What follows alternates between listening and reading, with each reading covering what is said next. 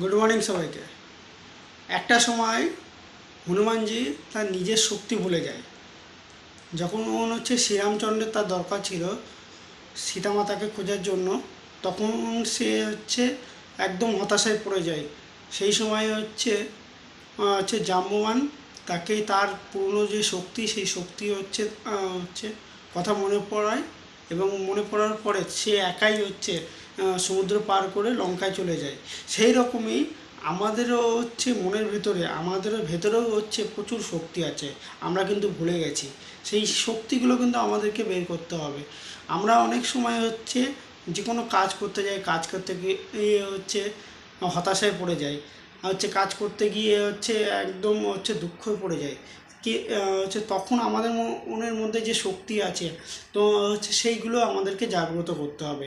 জাগ্রত করলে কি হবে, আমরা সম্পূর্ণভাবে কাজ করতে পারবো। আমরা সম্পূর্ণভাবে নিজেকে প্রতিষ্ঠিত করতে পারবো।